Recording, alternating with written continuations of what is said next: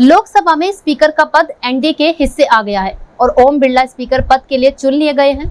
NDA के उम्मीदवार ओम बिरला थे तो वहीं इंडिया गठबंधन के उम्मीदवार के सुरेश थे। सत्ता पक्ष और विपक्ष में इस पद को लेकर तनातनी चलती रही और फैसला एनडीए के हिस्से आया है। जान लीजिए किस तरह से आंकड़ों का समीकरण बना।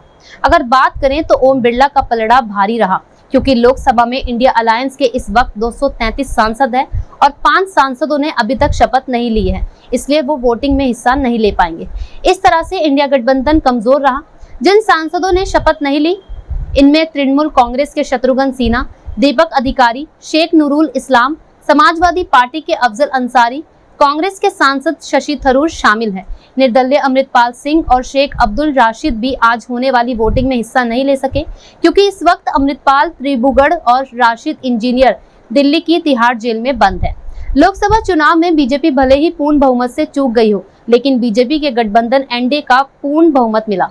एनडीए के 293 सांसद जीतकर लोकसभा पहुंचे हैं, जिसमें बीजेपी के अकेले 240 सांसद है। इसके अलावा टीडीपी के 16, जेडीयू के 12, शिवसेना शिंदे गुट के 7, चिराग पासवान की एलजेपी के 5, जयंत चौधरी के आरएलडी के 2, पवन कल्याण की जनसेना के 2, कुमारस्वामी के जेडीएस के 2, अनुप्रिया पटेल के अपना दल के 1, जीतन राम मांझी के हिंदुस्तान अवामी लीग के 1, अजीत पवार गुट की एनसीपी के 1 के अलावा यूपीपीएल के 1, असम गण परिषद के 1, सुदेश महतो के आजसू के 1 और एक्सकेएस के 1 सांसद का समर्थन है। यानी ओम बिरला के पक्ष में 293 सांसदों का समर्थन है।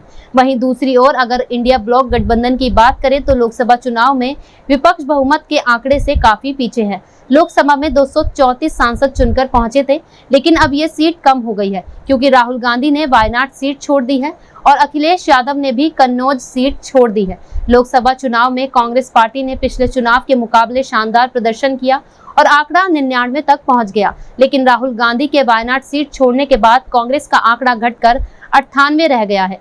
लोकसभा में अखिलेश यादव की समाजवादी पार्टी तीसरी सबसे बड़ी पार्टी के तौर पर उभरी और समाजवादी पार्टी के 37 सांसद हैं।